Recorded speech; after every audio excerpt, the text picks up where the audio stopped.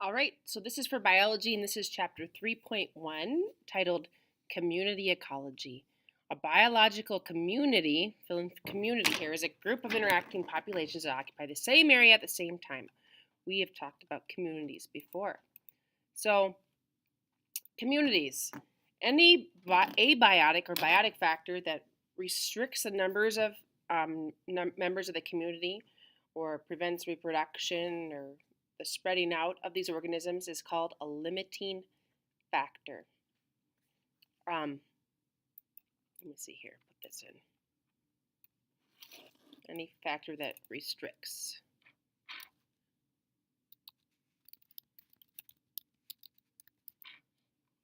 Okay, abiotic limiting factors include sunlight, climate, temperature,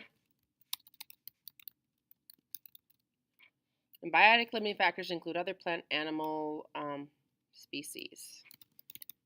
So if you think about animals that, let's say, deer or overproduce, they can limit plant growth by overgrazing, for example, is an example of a biotic limiting factor. Abiotic temperature, if there is extreme heat, it's going to kill plant life, potential animals. There could be a drought that's going to limit the growth, the numbers of organisms. These are limiting factors. For every organism and for every condition, whatever it is, whether it's temperature or, I don't know, can't think of another example right now, but temperature is a great example. There is an upper and lower limit that an organism can survive at. And every species can differ. For example, if you think of temperature and you think of plants in the grasslands compared to plants in the jungle, they survive at different temperatures, those plants do, than the plants that are in this area. And we took a plant from the jungle and put it in Thief River Falls, it's not going to survive because its tolerance it tolerates high heat, not frigid temperatures, okay? And this graph kind of shows that, the range of tolerance, the upper limit and the lower limit, okay? The middle, in this case, temperature for trout, they like the medium temperatures. If the water gets too high, the trout, the numbers of them goes down because it's too hot. Same with if it gets too cold, they don't like that. They get stressed and they're intolerant to those low temperatures. So the range of tolerance, how big or how different of temperatures they can tolerate is different. And that graph can shift to the right or left depending on the organism. Tolerance is the ability to survive when subjected to those different factors.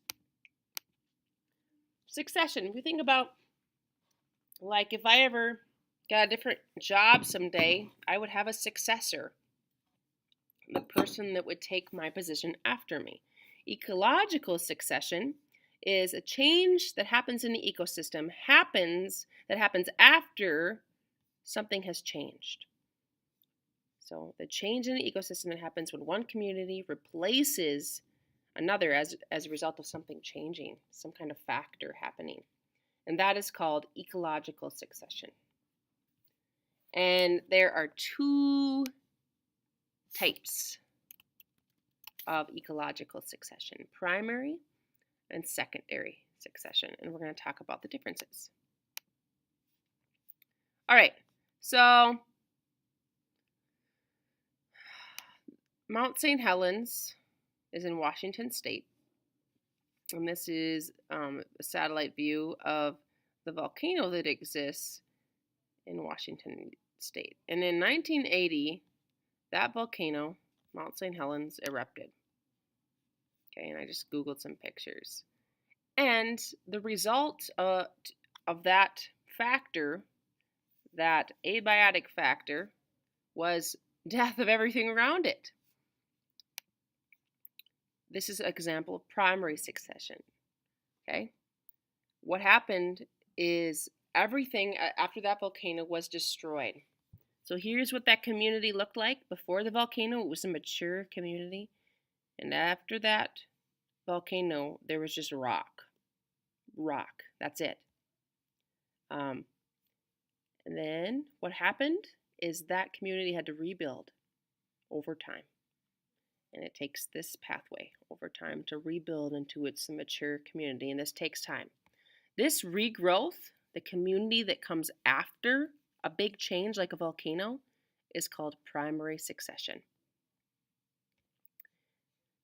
This stable community over here, over on the right, is called a climax community.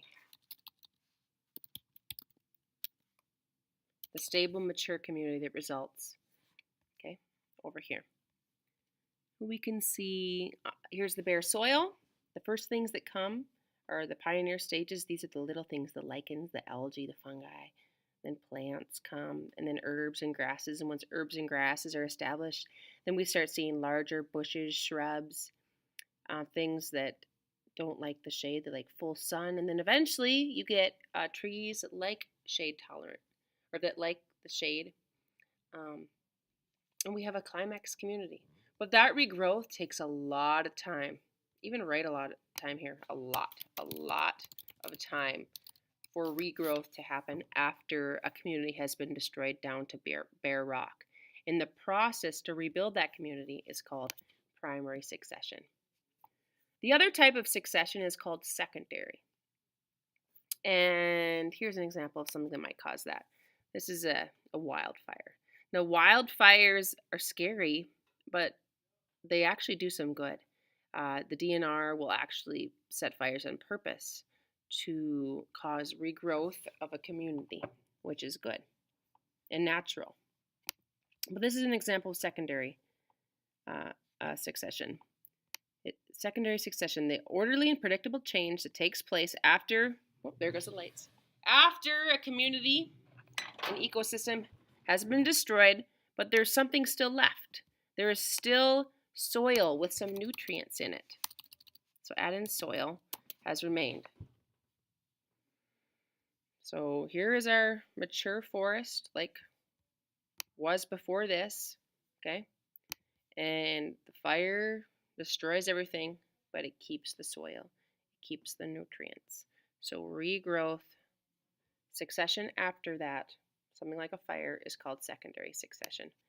Right down here, it happens quicker than primary succession. All right. And then here's an animation that we'll watch at a later date. I'll sign it to you on on your ConnectEd website. And then another example, a lab that we'll perhaps do related to succession. So that is chapter 3.1.